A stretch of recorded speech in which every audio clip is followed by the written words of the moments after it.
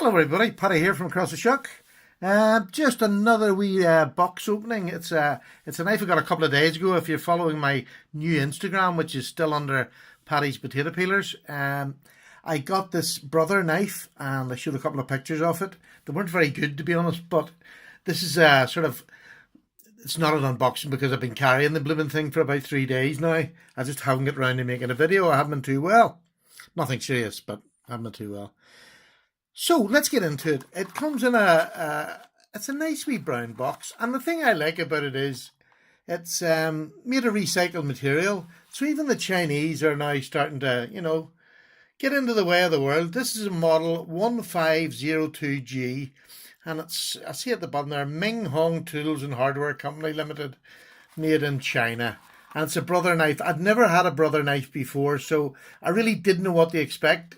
I had done due diligence on this knife, and I actually found it was made by a couple of other brands, and I don't know whether Brother is the last of there was two other, what was the name of the brands now? Anyway, I'll have it for the main review anyway, of who they were. Now, this is the knife. It is it's a lockback, and it's a nail nick open, and what I'm going to do is, I'm going to set it down there, just to let you see what I've started. As you know, I'm trying to go into more traditional to see whether I like it or not. I'm not having great fun with it, to be honest with you. I don't like a knife lying at the bottom of my pocket, especially like I bought what was it called? It was a 3-bladed knife, and it was quite heavy in the bottom of my pocket, and I didn't enjoy carrying it. And I haven't carried it. I only carried it one day, and I haven't carried it since. But so you have to learn what you like and what you don't like. But this here doesn't come with anything. But what my wife gave me was, and I thought it was a great idea, this is brass liners in here.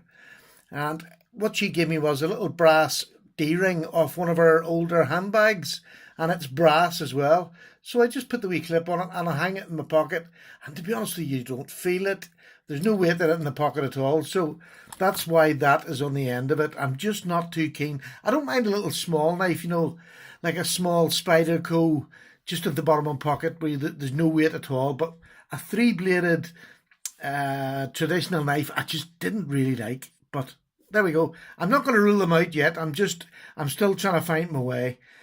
So let's give you a wee measurements on this and let's get it started. I got a new ruler, by the way, too. It's a wee bit better than the first one. It is about 7¼ inches long overall. The blade length, the cutting edge, is 2¾ inches up to the choil here. And there is a nice wee choil there for sharpening, which is lovely. And we'll get a wee weight for you for this. The lockback's lovely, by the way, on this.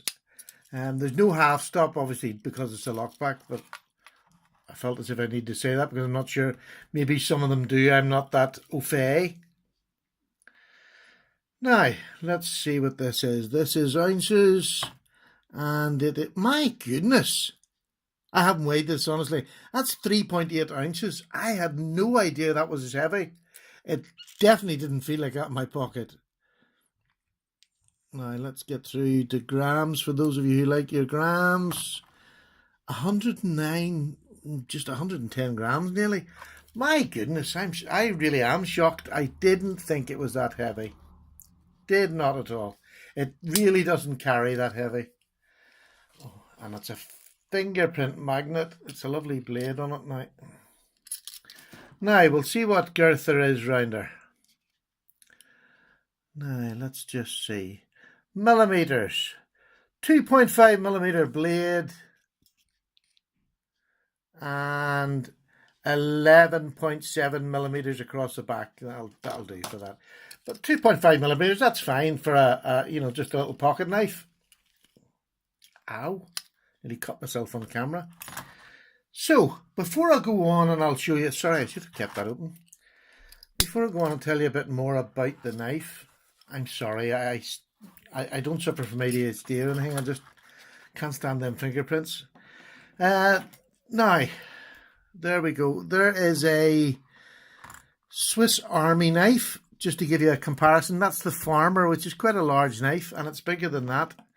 There's a number 6 open L, and there is a Sodbuster Junior. So it's quite the size of a knife, if you can see it. It really is quite the size of a blade and the knife. But I have to say, I'm very surprised at that weight. I'll just take these away. Love the wee Sodbuster, by the way. You're saying about traditional knives. I love it. I still count my Swiss Army knife as a traditional. So let's give you a walk around this knife. Let you see it up close. This is a beautifully done knife. I'll start up at the blade. It's a lovely drop point blade. It sharpens really, really easily. I put a lovely edge on it. I just hand sharpen, and it's near enough a mirror finish on it, and it didn't take that long. And it says on the blade, brother, one knife, one life, and then it gives the model number 1502, and it's 440C. Now look at that G10 handle. Couldn't some of our more higher branded knives come with G10 that looks like that? That is absolutely stunning. The whole way around this knife, like, it's brass liners in it, brass pins. Really, really, I can't feel any transition between the pins and the knife at all. And look at the back of that now. It's a wee bit ropey around here, but the whole back spine, the spring, there's not a gap in it. There's not a gap. And this knife cost, there's it at the back. This was a great idea of my wife, I have to say. Absolutely marvellous. There's not, oh, come on, focus. This wee brass D-ring was the bee's knees. I love it in it. I absolutely love it. And I had no idea that was the weight of the knife. So that's just a wee quick look. The Brother 1502, and I'm now going to I've carried this for 3 days in my pocket. I haven't had it out. I love it. It's great for cutting up cardboard. It's a real sturdy knife, and I don't know why I didn't think to weigh it, because it is there's a good heft in it. You know you've got a knife behind when you're doing cardboard boxes. It just breezes through it. Absolutely. Because of the nice blade shape, the thinness, it's a full flat grind. It just goes straight through cardboard. But I think that G10 on there, that's the winner for me.